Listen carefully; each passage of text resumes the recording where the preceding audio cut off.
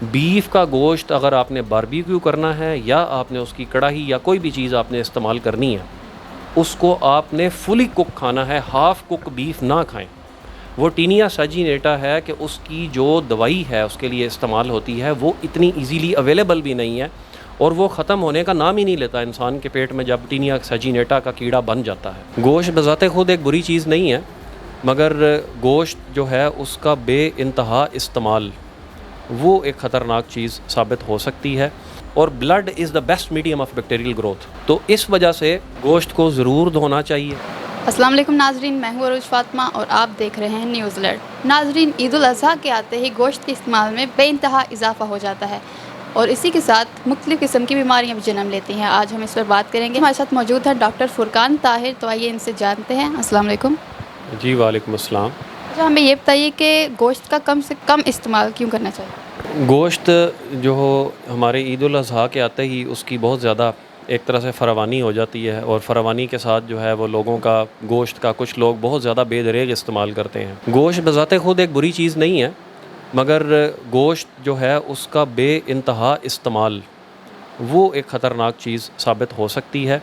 इसके अंदर हमें ज़्यादा बसियारखोरी नहीं करनी चाहिए बल्कि एहतियात बरतनी चाहिए। ख़ास तौर पे 2 तरह के मरीज़ जो कि गुर्दे के फ़ेल होने से सफ़र कर रहे हैं और इसके अलावा दूसरी तरह के वो मरीज़ जिनका यूरिक एसिड बहुत हाई है या यूरिक एसिड का मेटाबॉलिज़्म स्लो है, जोड़ों में दर्द वगैरह रहता है।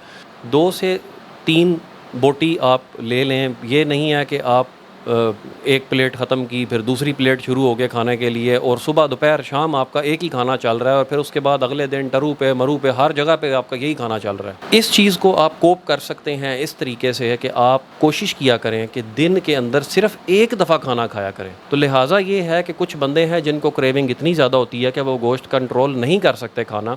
उन लोगों के लिए ख़ास तौर पर मैं कहूँगा कि वो ये पैटर्न ऑफ डाइट जो है इसको फॉलो करें कि वो कम से कम दिन के अंदर खाना एक दफ़ा खाएं, बाकी 2 टाइम्स के ऊपर अपने जिस्म को अपनी चर्बी खाने दें। गोश्त के अंदर ख़ास तौर पे ख़ुसूसी तौर पे जो लोग बीफ का इस्तेमाल करते हैं उन लोगों के लिए ख़ास तौर पे ये एडवाइस है कि बीफ के अंदर एक ऑर्गेनिज़म होता है जिसको हम बोलते हैं टीनिया सैजिनेटा। वो टीनिया सैजिनेटा अनकुक्ड या हाफ़ कुक्ड बीफ के अंदर मौजूद होता है। बीफ का गोश्त अगर आपने बारबेक्यू करना है या आपने उसकी कढ़ाई या कोई भी चीज़ आपने इस्तेमाल करनी है, उसको आपने फुली कुक खाना है, हाफ़ कुक बीफ ना खाएं। वो टीनिया सैजिनेटा है कि उसकी जो दवाई है उसके लिए इस्तेमाल होती है वो इतनी इजीली अवेलेबल भी नहीं है और वो ख़त्म होने का नाम ही नहीं लेता इंसान के पेट में जब टीनिया सैजिनेटा का कीड़ा बन जाता है। और दूसरी चीज़ कि बीफ जो है उसके अंदर हाई कोलेस्ट्रोल लेवल है। उस हाई कोलेस्ट्रोल लेवल से आप इस तरीके से बच सकते हैं कि बीफ के गोश्त का जो बीफ है उसका इस्तेमाल आप बहुत लिमिटेड करें। मटन और चिकन जो है वो आप इस्तेमाल कर सकते हैं, उसके अंदर इतना मसले वाली बात नहीं है। तो ये जो लोग ज़्यादा मीट स्टोर कर लेते हैं तो फिर उसमें जर्म्स वगैरह ऐसे इकट्ठे हो जाते हैं। जो हम फ्रीज़ करते हैं, हमारा फ्रीजिंग टेम्परेचर जो है वो काफ़ी लो टेम्परेचर होता है। वो अबाउट -30 तक या -20 तक भी लोगों का मेंटेन होता है। उससे ऐसा कोई नुकसान नहीं है। मॉडर्न दुनिया के अंदर मॉडर्न टेक्नोलॉजी का यही फ़ायदा है जो हम फ़ायदा उठा रहे हैं, जो पुराने दौर के अंदर लोग नहीं उठा सकते थे। बीफ और या गोश्त या आपका जो मीट है उसको आप स्टोर कर सकते हैं, उसमें कोई ऐसे मसले वाली बात नहीं है। इतने लो टेम्परेचर के ऊपर या ऐसी चीज़ जिसको सॉल्ट के साथ ट्रीट किया जाए उसके अंदर जरासीम की ग्रोथ नहीं होती, रुक जाती है, फ्रीज़ हो जाती हैं। इतने लो टेम्परेचर्स के ऊपर तकरीबन 3 से 4 ऐसे रीनोन बैक्टीरिया हैं कि जो कि कोल्ड टेम्परेचर के अंदर ग्रो करते हैं, वरना ज़्यादातर बैक्टीरिया की जो ग्रोथ होती है वो ह्यूमन बॉडी टेम्परेचर के ऊपर होती है जो कि 37 डिग्री सेंटीग्रेड है। पाकिस्तान में तो लोड शेडिंग भी इतनी होती है तो फिर वो अपने फ्रीजिंग पॉइंट से नीचे आ जाता है, तो जब दोबारा फ्रीज़ होता है तो फिर तो ये इशू होगा ना। ये आपका क्वेश्चन वैलिड है, ये वाकई है। इस चीज़ से आपने इस चीज़ को आप कस्टमाइज़ कर सकते हैं। हमारे अपने सर्कमस्टेंसेस के हवाले से हम जो है उस चीज़ को थोड़ा गोश्त ले लें, मैक्सिमम 1 महीने के लिए या 15-20 दिन के लिए ले लें और उसके बाद फिर आप उसकी दोबारा ख़रीदारी कर लें। ये नहीं है कि आपने जानवर ज़िबा किया और आपने उसको फ्रीज़ कर दिया और वो बस आपके फ्रीज़र में पड़ा हुआ है, क्योंकि रोज़ तो आप गोश्त नहीं खा सकते। बिना धोए जो रख देते हैं तो इससे भी कोई नुकसान होता है या नहीं? गोश्त को ज़रूर धोना चाहिए, ज़रूर धोना चाहिए और blood is the best medium of bacterial growth. तो इस वजह से गोश्त फुली कुक्ड होना चाहिए, नंबर 2, इसके साथ जो दूसरी चीज़ है जो कि मैं पब्लिक को ये भी बताना चाहता हूँ, जो हमारी रोज़मर्रा रूटीन लाइफ में इस्तेमाल होती है, वो है अंडा। पोल्ट्री के अंदर मेरी यही एडवाइस है कि हाफ़ कुक्ड या हाफ़ फ्राई जर्दी इस्तेमाल ना करें। वो साल्मोनेला टाइफाइड का गढ़ है। इस वजह से अपनी जर्दी को पूरे तरीके से कुक करें, उसको फुल डन करें और उसके बाद उसको इस्तेमाल करें। तो ये तो सुनने में था कि मतलब कच्चा अंडा ज़्यादा बेहतर होता है। ये पुराने दौरों की बात है। आजकल आपका दौर मॉडर्न हो चुका हुआ है, सारा कुछ ठीक हो चुका हुआ है।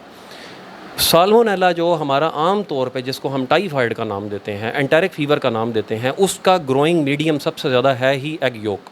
अच्छा, तो मीट को हम कितने दिनों तक ज़्यादा से ज़्यादा स्टोर कर सकते हैं? तकरीबन अगर आप गोश्त की ख़रीदारी करते हैं तो वो 1 महीने तक या 1.5 महीने तक आपकी कोशिश होनी चाहिए कि वो आप फ्रीज़ कर लें। लेकिन ऐसा नहीं है कि आप 6 महीने या 7 महीने, 8 महीने के लिए आप उसको स्टोर करके रखते हैं, क्योंकि वही आपके हिफ़्ज़ान सेहत जो हैं उनके लिए फ़ायदेमंद साबित होगा कि जितना फ़्रेश चीज़ आप उसको इस्तेमाल करें। जो लोग ज़्यादा स्पाइसी खाना पसंद करते हैं, स्पाइसेस का इस्तेमाल जो है वो कम करना चाहिए, क्योंकि इस वजह से लोगों को एसिडिटी, एसिड पेप्टिक डिजीज़ और गर्ड के इश्यूज़ बहुत ज़्यादा आते हैं। और इसी को कंट्रोल करने के लिए कोशिश यही करनी चाहिए कि नमक और साथ में बस कोशिश करें कि उसको मसाला जो है वो कम रखें, ताकि आपके स्टमक अपसेट ना हो। और ख़ास तौर पे जिन मरीज़ों को अल्सर से रिलेटेड मसला है मैदे का, उनके लिए ख़ास तौर पे ये चीज़ है कि वो स्पाइसेस का इस्तेमाल कम करें। जो लोग ज़्यादा ईद पर गोश्त खाना पसंद करते हैं, उनके लिए कोई पैगाम आप देना चाहें? उनके लिए पैगाम मेरा है कि गोश्त खाएँ, बिल्कुल खाएँ, शौक़ से खाएँ। मगर ये है कि आपको, जैसा कि मैंने पहले बताया है, कि आप दिन में खाने का जो पोर्शन है वो कम कर दें और 3 से 4 दफ़ा या 2 से 3 दफ़ा दिन में खाना खाने की ज़रूरत नहीं है। लिहाजा गोश्त इस्तेमाल करें और साथ में सैलड का इस्तेमाल लाज़मी करें। अगर आप इतनी ज़्यादा मीट वगैरह खाते हैं तो लाज़मी तौर पे आप साथ में वेजिटेबल या सैलड्स वगैरह ज़रूर खाएँ। तो नाज़रीन, जैसा कि आपने सुना कि बहुत ज़्यादा गोश्त खाने से क्या क्या मसाइल पैदा हो सकते हैं, और इसी के साथ अपनी मेज़ को दीजिए इजाज़त। अल्लाह हाफ़िज़।